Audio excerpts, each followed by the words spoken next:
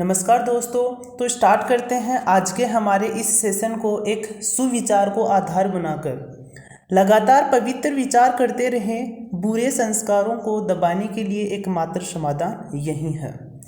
तो इसी के आधार पर हम अपना सेशन स्टार्ट करते हैं आज का, जिसमें हम रेडियल एंड ट्रांसफर वेलोसिटी और उसके एक्सीलरेशंस के हम न्यूमेरिकल लेंगे। तो फर्स्ट हमारा क्वेश्चन होगा कि एक समान वेग v से बहने वाली नदी के किनारे पर स्थित किसी बिंदु A से प्रस्थान होकर एक नाव एक समान वेग से खींची जाती है तथा उसका मुंह चलने की दिशा सर्वदा A के बिल्कुल सामने नदी के दूसरे किनारे पर स्थित बिंदु B की ओर रहता है। नाव के पथ का समीकरण ज्ञात कीजिए तथा यदि v = u तो सिद्ध कीजिए कि बिंदु पथ एक परवलय होगा जिसकी नाभि B है। तो क्वेश्चन में हमें बता रखा है कि मैंने यदि चित्र के द्वारा आपको रफली डायग्राम बनाकर यदि आपको बताना चाहूँ तो हमने एक नदी ली, ये वाली एक नदी है जिसमें ये हमारे पास इसमें वाटर फ्लो हो रहा है। यहाँ से हम क्या एक किनारा ये लेते हैं और सेकंड किनारा ये वाला लेते हैं। यहाँ से हमें नाव को चलानी है इस किनारे से लेकर किनारा बी तक हमें जाना है। तो हम यहाँ से स्टार्ट करते हैं अपनी नाव को। तो नाव ऐसे जाएगी तो और फ्लो की वजह से हमारी नाव कुछ फ्लो की साइड भी गति करेगी और आगे की साइड में, तो हमारा कुछ इस प्रकार का परवलय इसमें हो जाएगा। और हमें अब बताना है कि इसका बिंदु पथ क्या होगा, यह हमें चीज़ इसमें बतानी है। तो इसको हम डेरिवेशंस के अकॉर्डिंग जो हमने रेडियल और ट्रांसफर वेलोसिटी के और एक्सीलरेशन के जो डेरिवेशन की थी इसके अकॉर्डिंग इसको हल करने की कोशिश करेंगे। तो इसमें हमने मान लिया एक ये वाली नदी है, कौन सी, AD और BC, ये नदी के दो किनारे हैं और मैंने इस किनारे को बिंदु A को बिंदु B से ऐड किया, जॉइंट किया, जिसमें हमने इसको एक इनिशियल मानी।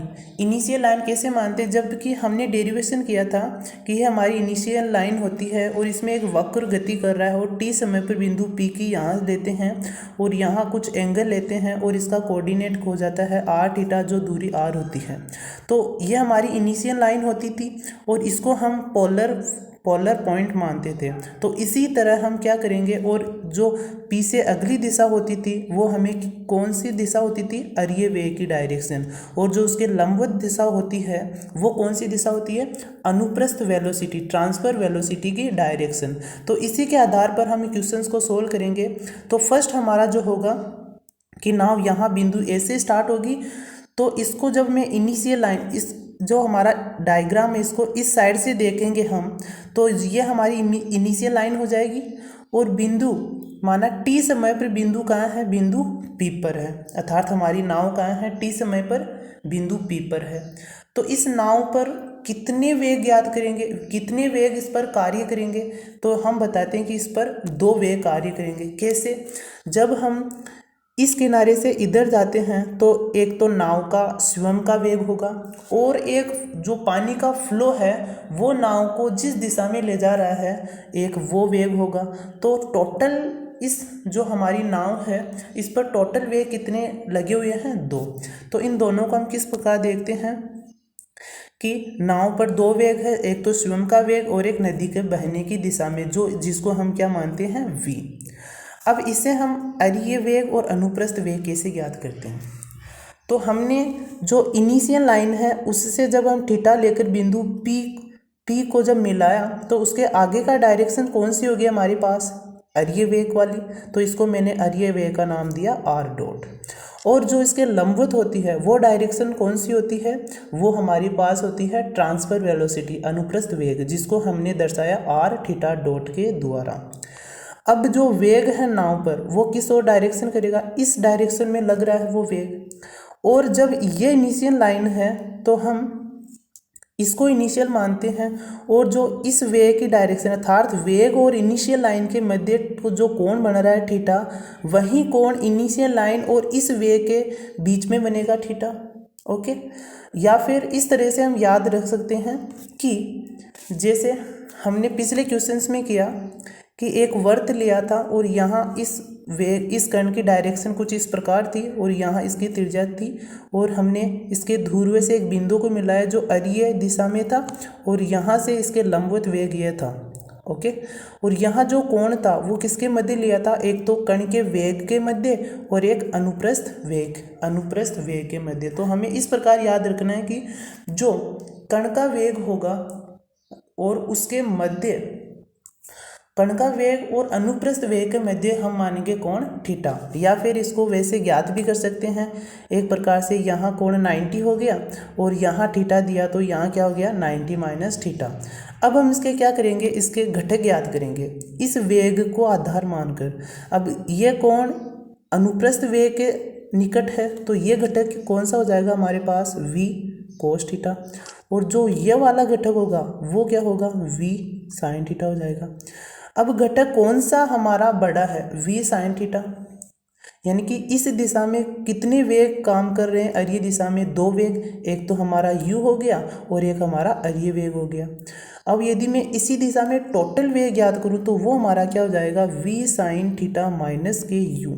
क्यों ऐसा क्यों नहीं हो सकता कि u minus v sin theta हो जाए, ऐसा इसलिए नहीं हो सकता कि यदि u minus v sin theta यदि हो जाता है तो यह कण ओनली फॉर यह नाव वाटर की दिशा में ही गति करेगी। क्यों, क्योंकि जो हमने जो वेग लिया है नाव का वो तो वाटर के फ्लो से भी कम हो गया, और वाटर से यदि फ्लो से यदि हमारा वेग कम हो गया तो यह वाटर में एक प्रकार से डूबकर आगे की ओर चली जाएगी।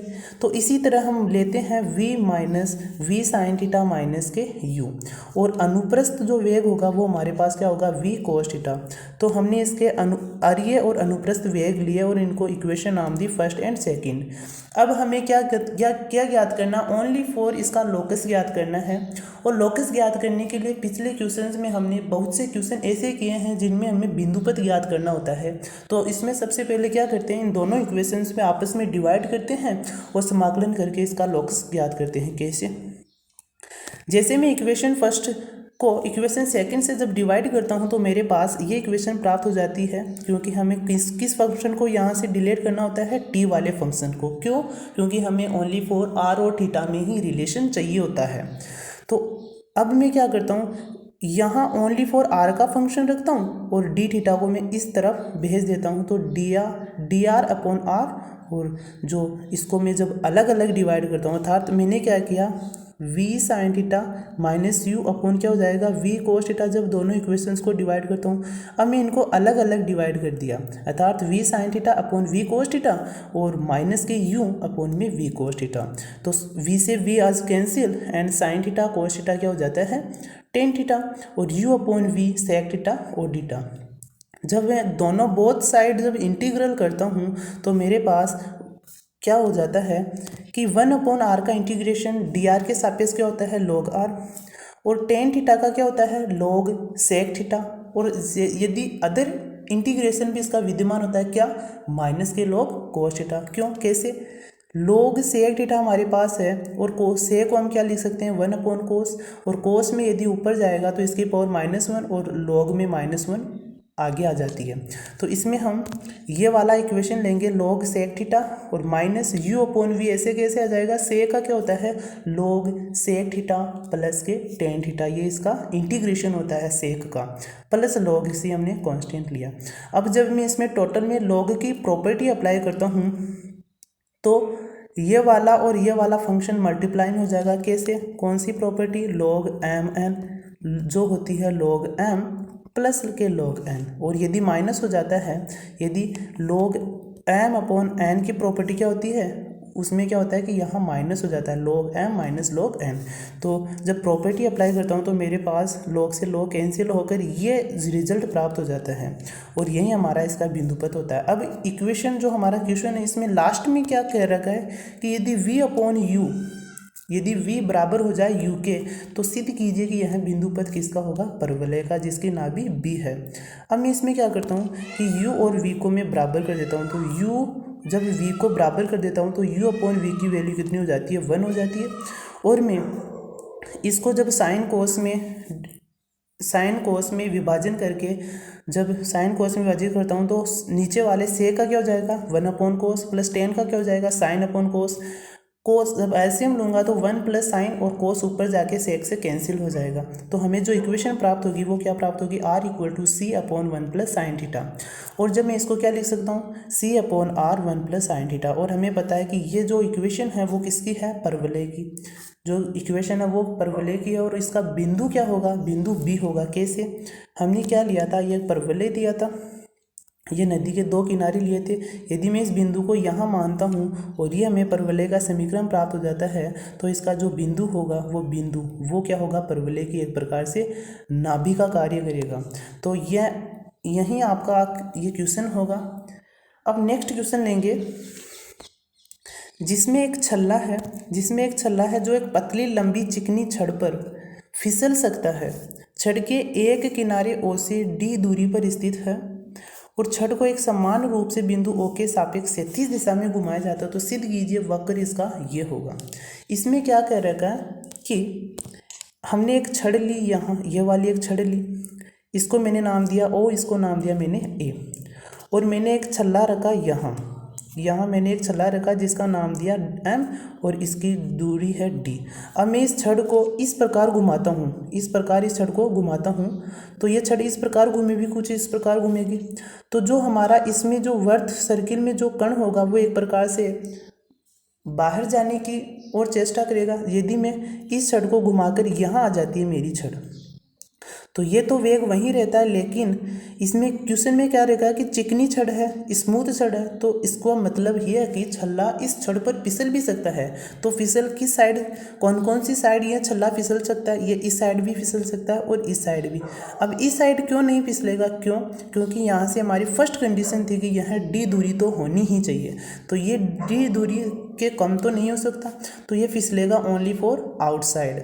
तो इसी के आधार पर हम देखते हैं कि इसी तरह में क्वेश्चंस को सोल्व करते हैं। तो हमारा क्या होगा कि प्रारंभिक स्थिति क्या हो जाएगी डी, और टी समय के बाद उसकी स्थिति क्या हो जाएगी पी, जिसके कोऑर्डिनेट होंगे आर और थीटा।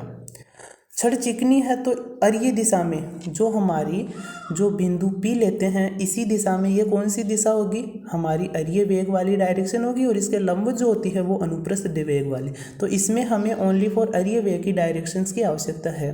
तो इसमें जो कण, इसको हम इस प्रकार घुमाते हैं तो इसमें कण किस दिशा में जाता है, ये अरीय दिशा में जाता है। इसका मतलब क्या हुआ कि यह कण अपने आप अरीय दिशा में जा रहा है, तो इसका मतलब ये हुआ कि इस पर कोई अरीय दिशा से कोई फोर्स नहीं लग रहा है। और यदि फोर्स अरीय दिशा में नहीं लग रहा है तो इसका त्वरण भी क्या होगा, जीरो होगा, क्योंकि फोर्स जीरो है तो त्वरण अपने आप जीरो हो जाएगा। तो इसका अरीय त्वरण हम क्या मानते हैं, जीरो। क्यों, कण फिसल सकता है, जो छड़ है चिकनी है, अरीय दिशा में कोई फोर्स काम नहीं कर रहा है, और यदि कोई फोर्स ही काम नहीं कर रहा है, जीरो है, तो इसका त्वरण भी क्या हो जाएगा, जीरो।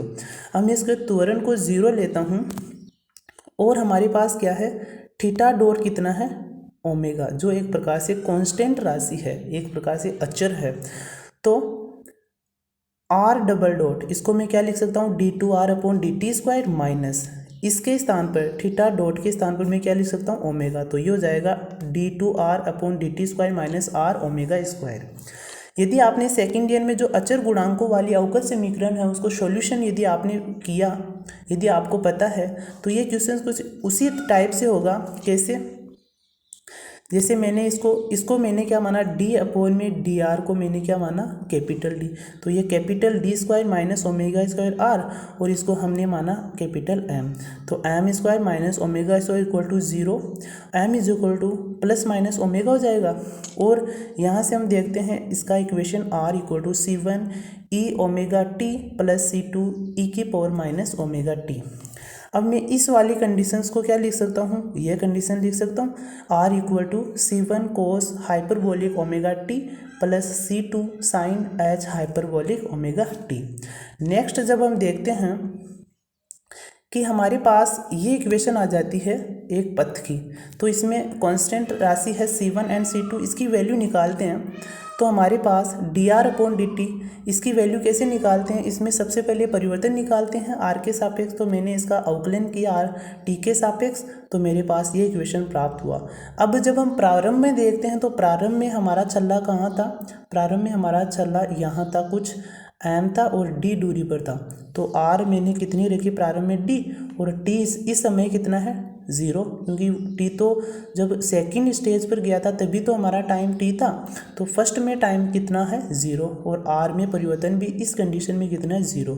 तो यदि मैं इन सारी वैल्यूज़ को जब इक्वेशन इसमें रखता हूँ तो मुझे C2 = 0 प्राप्त होगा। कैसे, यहाँ मैं t की वैल्यू रखता हूँ तो साइन 0 को टोटल 0 हो जाएगा और C2 कितना हो जाएगा 0। अब मैं इन्हीं इक्वेशंस को ऊपर वाली इक्वेशन में रखता हूँ, r वाली इक्वेशन में, तो मुझे C1 = d प्राप्त हो जाता है। टोटल इक्वेशन यदि मैं मान रखकर यदि वैल्यू रिजल्ट निकालता हूँ तो मुझे r = d cos ωt प्राप्त हो जाता है। कैसे, C1 और C2 के वैल्यू में इस इक्वेशन में रखता हूँ, फर्स्ट वाली इक्वेशन में r = C1 cos ωt plus C2 sign. जब C2 0 है तो टोटल फंक्शन 0 हो जाएगा, C1 की वैल्यू d हो जाएगी, तो r मुझे ये इक्वेशन प्राप्त हो जाएगी। अब हमारे पास थीटा डॉट कितना है ओमेगा। अब ओमेगा है तो इसको मैं क्या लिख सकता हूँ, d(θ/dt = ओमेगा, और थीटा = जैसे मैं आपको बताना चाहूँ कि हमारे पास थीटा डॉट कितना है ओमेगा, और जब मैं थीटा को dθ/dt लिखना चाहूँ तो क्या हो जाएगा ओमेगा, और dθ = क्या हो जाएगा ओमेगा dt। दोनों पक्षों में जब समाकलन करता हूँ तो मेरे पास थीटा की वैल्यू कितना प्राप्त होता है ओमेगा t। अब मैं ओमेगा t के स्थान पर क्या रख सकता हूँ थीटा, तो मैंने यहाँ रखा थीटा और मुझे ये इक्वेशन प्राप्त हुई। यही हमें प्रूफ करना था। अब यदि मैं आपको वो चीज़ बताना चाहूँ, कौन सी, ये वाली, ये टोटल यदि चीज़ बताना चाहूँ तो आपको वो सेशन आपको अटेंड करने होंगे जो हमने अवकल समीकरण के बारे में किए। इसका जो टोटल इन्फॉर्मेशन है वो सेकेंड ईयर के अवकलन की बुक है जो हम आगे वाले स्टार्ट करने वाले हैं, उसमें हम टोटली इसको एक्सप्लेन करके जानेंगे कि ये चीज़ होती क्या है। वैसे यदि आपको रिमाइंड के तौर पर यदि मैं आपको याद दिलाना चाहूँ तो इसमें क्या होगा, रिमाइंड के तौर पर यदि इसमें क्या होगा कि इसमें हमारा एक फंक्शन होता था f(dy) = 0। इसमें हम इसकी वैल्यू निकालते थे, और यदि इसकी वैल्यू विभिन्न आ रही है 2, 3, 4 इस प्रकार आ रही है तो इसका सॉल्यूशन किस प्रकार देते थे, C1 e⁻²x plus C2 e⁻3x plus C2 e⁻4x।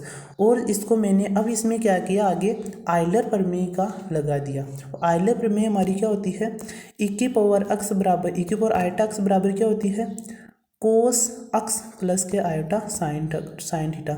यदि मैं यहाँ माइनस लगा देता हूँ तो यहाँ क्या हो जाता है माइनस, और यदि हमारे पास ओनली फॉर e⁻x मिलती है तो ये क्या हो जाता है कोस हाइपरबोलिक थीटा प्लस के साइन हाइपरबोलिक थीटा।